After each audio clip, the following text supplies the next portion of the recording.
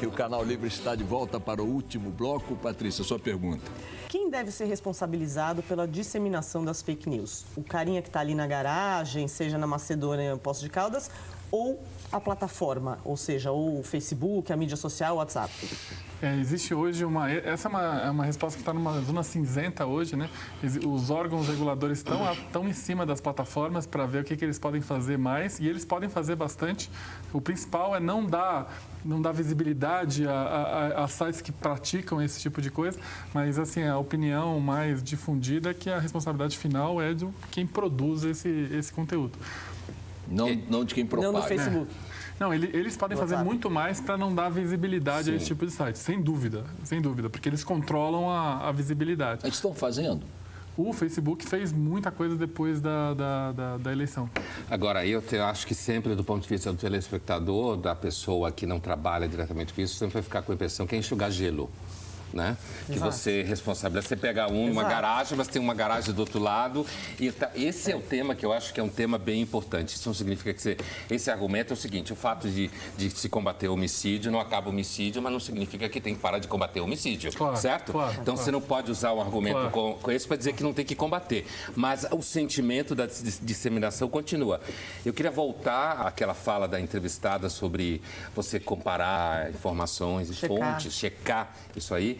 E eu tenho um pouco a impressão que isso é você fez a pesquisa, viu isso, eu acho que isso é um pouco uma coisa mais de profissional, de quem está envolvido com informação, quem está preocupado com fonte, que vive disso, que investe a vida, inclusive do ponto de vista pessoal e profissional. A maior parte das pessoas não vão fazer onde isso. A credibilidade é uma moeda importante para a sobrevivência profissional. Para onde você trabalha, Quantos por cento você disse na sua pesquisa que checa? Que dizem conferir apenas 11%. 63% dizem que pouco conferem ou não conferem. Conferem o que? A fonte da informação? A informação aí tem um público que não é nem aquele engajado de um lado, nem o engajado do outro, que é um público que também não é profissional da informação, mas ele quer a informação correta.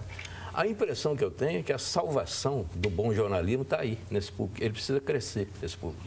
Porque ele, diante desse caos de fake news, etc., ele vai procurar refúgio em alguma área onde tem a credibilidade. É claro, quer dizer, centro.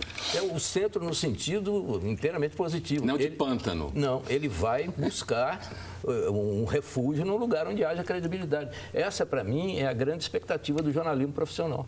Entende? E esse público tende a crescer. Se a sociedade vai evoluindo sempre, esse público tende a crescer. Nesse sentido, o fake news foi uma das melhores coisas que aconteceu para o jornalismo. Porque o fake news não só deu uma nova vida, falou, e aí a gente naturaliza o processo, faz parte da situação, você vai ter mentiras aqui e ali, e as pessoas não vão dar tanta atenção para isso.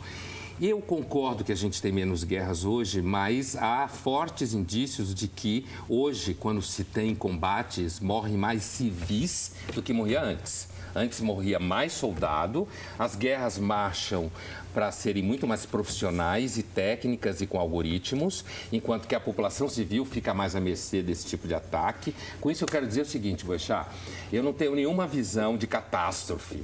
A humanidade tem aí cerca de 100 mil anos por baixo desde o Alto Paleolítico. E a gente é que tem a tendência a achar que o mundo começou nos anos 60, né? O mundo não começou nos anos 60. Não acho que o mundo vai acabar, não acho que a democracia vai ser destruída. Agora, acho que demanda cuidado e atenção, e principalmente no sentido do fake news, no sentido que o Maurício falava no começo, e aí eu passo a palavra para ele, que é esse debate do ponto de vista da formação de quem está entrando no mundo, ainda que parte dessas pessoas também serão emissoras de fake news em algum momento. Porque fake news não é necessariamente emitida só por pessoas más. Elas podem ser emitidas por pessoas que acreditam em determinadas situações e contextos. Mas não acho que o mundo vai acabar por causa disso. Acho que a gente, de repente, se acostuma e curte até algumas delas. Mas faz mal. Faz mal. Eu só queria, para terminar, 2 pontos. O primeiro é que eu concordo com ele. Eu acho que hoje em dia, a produção de conteúdo individual, ela só tende a aumentar, ou seja, as pessoas com o celular elas já estão produzindo conteúdo e democraticamente isso é um fator irreversível, ou seja, você vai ter mais e mais pessoas produzindo seu próprio conteúdo, seja ele verdadeiro ou falso. Isso é irreversível. E eu concordo com você que a humanidade vai ter que se acomodar a esse fenômeno, e isso passa pela educação, como lidar com essas diferentes fontes, com essas diferentes plataformas, que as plataformas vão mudar. Eu não tenho dúvida que a plataforma de hoje não é a plataforma de amanhã. É isso. Muito bem, o Canal Livre de hoje não é fake news, fica por aqui. Nós agradecemos a presença do pesquisador Maurício Moura, do filósofo Luiz Felipe Pondé e também dos meus companheiros Fernando Mitre e Patrícia Campos Melo. Obrigado pela audiência, boa noite e até a semana que vem.